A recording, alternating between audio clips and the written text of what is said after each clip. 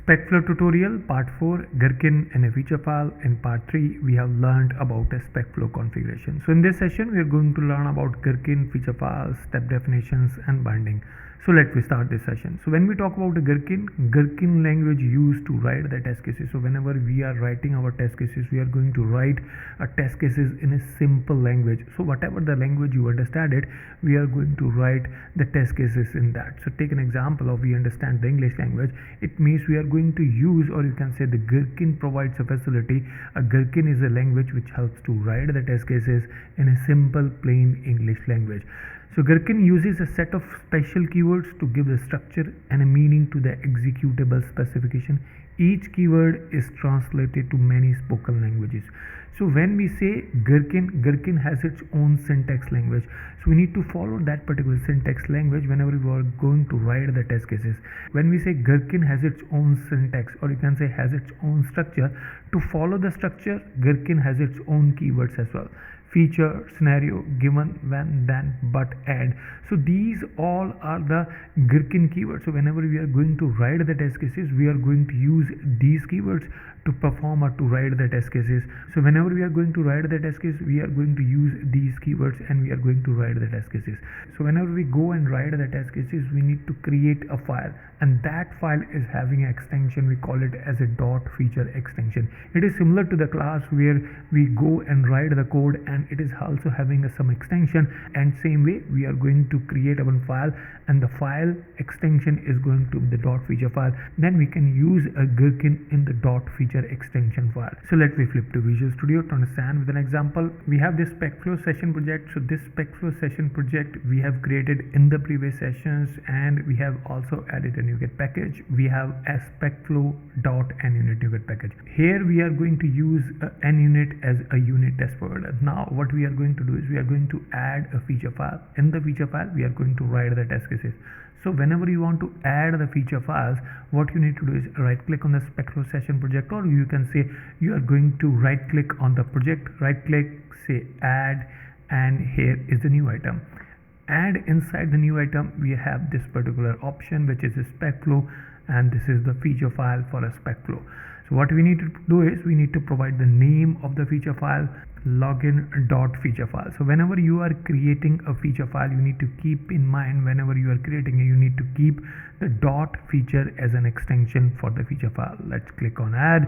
So it has added the login.feature file, and inside the login.feature file it has added a default scenario with the feature file name. So this is the Gherkin language in which we are going to write the test cases.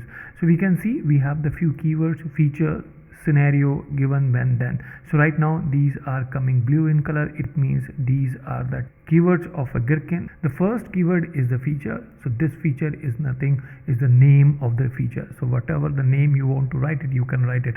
Right now I am keeping it as it is. So this is the description of the feature file. If you want, you can change it. So let's change the description. We can say it helps to check the functionality of login. We have another keyword. So this keyword is a tag, and then we have this particular syntax related to a scenario. We have the scenario keyword, and whenever you want to create a scenario, you need to start a scenario with the scenario keyword. So here we can provide the name of the scenario, login with valid credentials. So here we have three keywords: given, when, then. So we are going to use these keywords to create a scenario. So these three keywords have their own significance. Take an example of when we are saying given. Given is going to represent a particular state. Suppose I am on the login page. So this is a particular state. I am in a specific state. Then we can use a given. So let's provide it. I am on the login page. So we have another keyword which is this when. When is going to represent an event or an action. I provide username, and when I provide password, and then we are saying when I select login. In all these steps, what we guys are doing it, we are performing some event or we are performing some action where we are saying when I provide a username, when I provide a password, and when I select a login. These all are performing some action or these are related to some event. At that point of time, we are going to use a when keyword. So we have another keyword which is this then. Then is going to represent the outcome. What is the expected outcome? At that point of time, we are going to use a then. I am shown a dashboard of the application. Then I am shown user details. So we use a then keyword to represent the expected outcome, or you can say we are using a then keyword whenever we are having a result. We are using a when whenever we are performing some actions, we are performing some events, and we are using a given whenever we are in a particular state, like I am on the login page. If you see, we have written a to then. So instead of writing a to then, we can use a and keyword as well. And here we have a when. So we are writing when in a continuously. So instead of writing a when continuously, you can say when I provide a username and I provide a password and I select the login. So we can say and is a helping keyword for a when or for any of the statement. So we have written the scenarios, and inside the scenarios we have written the steps as well. But at this point of time, all these steps are nothing but a simple plain English language. So whenever you want to perform some actions, then what you need to do is we need to write a corresponding step definitions for each step which we have written it. And inside the step definitions, what we are going to do is we are going to write some piece of code to perform the action. To take an example of here, we are saying given I am on the login page. So if you talk about action with respect to the particular step, then what we need to do is I am going to create a step definition. In simple language, we can say I am going to create a method or a function for this particular step. So whatever the steps which we have written it here, each step must have a corresponding step definitions, and that corresponding step definition is going to have some piece of code which is going to perform the action. Even we can see these steps coming black in color. It means it looks they have their own corresponding step definitions. If the step is not having a corresponding step definition, then the steps must come in purple in color. But at this point of time, these are coming black in color. It means let's do one thing. Let's have a Control S.